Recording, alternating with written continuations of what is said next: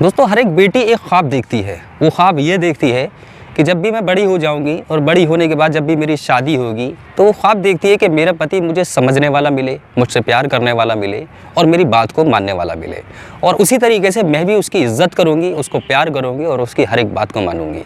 और जिस वक्त में ये बच्चियाँ बड़ी हो रही होती हैं तो उनके माता पिता भी यही दुआ कर रहे होते हैं कि जब भी इनकी बच्चियों की शादी हो तो इनके नसीब का जो पति और इनका शौहर है, जो भी इनको मिले, वो इनको खुश रखे और इनके साथ खुश रहे।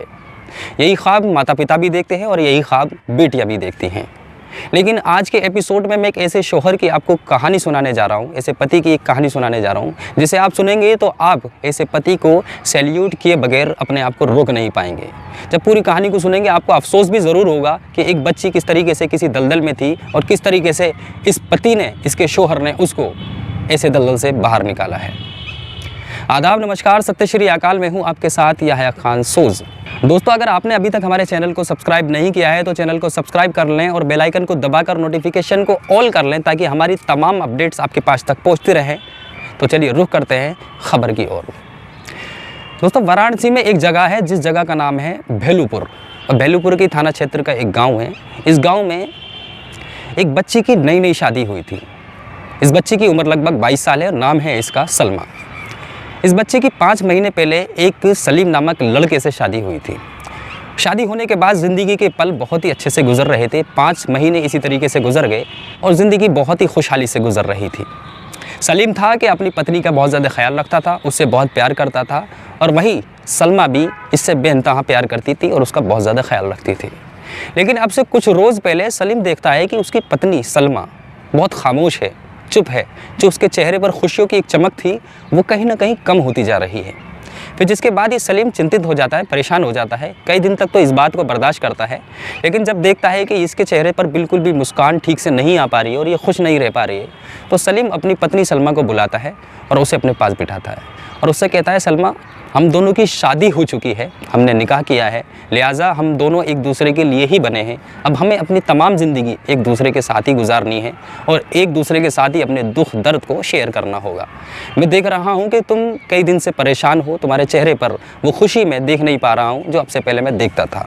लिहाजा क्या बात है, तुम मुझे बताओ, हो सकता है कि मैं तुम्हारी मदद करूँ। मुझे ऐसा भी महसूस हो रहा है कि क्या मेरे से कोई गलती हो गई है जिसकी वजह से तुम परेशान हो। सलमा दबे लबों से मुस्कुराती और कहती है कि ऐसा कुछ भी नहीं है, मैं थोड़ा परेशान हूँ और जैसा आप समझ रहे हैं ऐसा कुछ भी नहीं है। फिर जिसके बाद सलीम कहता है कि मैं तुम्हें खूब अच्छे से जानता हूँ, मुझे मालूम है तुम किसी बात को लेकर परेशान हो, लिहाजा मुझसे कुछ भी ना छुपाओ, तुम्हें छुपाने की ज़रूरत भी नहीं है। बस इतना सुनना था कि सलमा की आंखों में आंसू आ जाते हैं और आंसू आने के बाद सलमा अपने शौहर के हाथ पकड़ती है और उससे कहती है कि अगर मैं तुम्हें कुछ बातें बताऊँगी तो कहीं ऐसा तो नहीं है कि तुम मुझसे नाराज़ हो जाओगे, नाराज़ होने के बाद अपना प्यार मुझसे कम कर दोगे। सलीम इस पर मुस्कुराकर कहता है कि मैं बिल्कुल भी ऐसा नहीं करूँगा, लिहाजा मैं तुम्हारी ताकत बनूँगा, तुम्हारी हिम्मत बनूँगा। तुम मुझे बताओ क्या बात है, आखिर क्यों परेशान हो। फिर जिसके बाद सलमा अपना दर्द बताना शुरू करती है। वाकई जब इस दर्द को आप भी सुनेंगे तो आपके भी पैरों तले ज़मीन निकल जाएगी। सलमा अपने पति को बताती है कि हम बचपन से ही अपने घर के अंदर रहते आ रहे हैं और अब्बू हमारे साथ रहा करते थे। जब हम छोटे थे तो अब्बू की अजीब सी नज़रें बर्दाश्त किया करते थे, वक्त इसी तरीके से गुजरता रहा। लेकिन हम जैसे बड़े होते चले गए, कई साल से हमारे अब्बू हमें गंदी निगाह से देखते थे और गलत तरीके से छूते थे। लेकिन उनकी हैवानियत इसी तरीके से बढ़ती गई। फिर एक रोज़ उन्होंने मुझे अपनी हैवानियत का शिकार बना ही लिया। उन्होंने मेरे साथ दुष्कर्म किया, उन्होंने मेरे साथ गलत काम किया और ऐसा मुसलसल कई साल तक चलता रहा। फिर जिसके बाद मैं अपनी शादी की ख्वाब देखती रही कि जब मेरी शादी हो जाएगी तो मैं इस दलदल से बहुत जल्द निकल जाऊंगी और फिर जिसके बाद मैं अपने सपनों के राजा के साथ, अपने पति के साथ अपनी ज़िंदगी खुशहाली से गुजारूंगी। सलीम इतना सुनता है तो उसके भी पैरों तले ज़मीन निकल जाती है और वो अपने सुने पर यकीन नहीं कर पाता है। फिर जिसके बाद सलमा बताती है कि शादी मेरी हो गई होने के बाद भी यहाँ पर भी दरिंदे पिता को तरस नहीं आया, बल्कि कभी भी यहाँ पर आ जाता, यानी इसके ससुराल में आ जाता था और कभी भी उसे अपने मायके बुलाकर उसके साथ गलत काम करता था। सलीम इतना सुनता है तो गुस्से में आग बबूला हो जाता है और आग बबूला होने के बाद अपने ससुर से बात करता है, उससे पूछताछ करता है कि तुमने ये सब क्या किया है। फिर जिसके बाद ठीक से प्रॉपर जवाब न मिलने की वजह से सलीम वापस आता है, अपनी पत्नी सलमा से कहता है कि तुम्हें घबराने की कोई ज़रूरत नहीं है, मैं पूरी तरीके से तुम्हारे साथ हूँ, मैं तुम्हारी हिम्मत हूँ, मैं तुम्हारी ताकत हूँ, लिहाजा मैं तुम्हें इंसाफ दिला कर रहूँगा। फिर जिसके बाद सलीम अपनी पत्नी को तैयार करता है और तैयार करने के बाद वो पास के ही थाना में जाते हैं और जाने के बाद वहाँ पर अपनी एक तहरीर देते हैं और पूरा मामला पुलिस को सुनाते हैं। पुलिस इस मामले को सुनकर फ़ौरन ही एक्शन में आती है और आरोपी पिता को गिरफ्तार कर लेती है और आगे की कार्रवाई में जुट जाती है।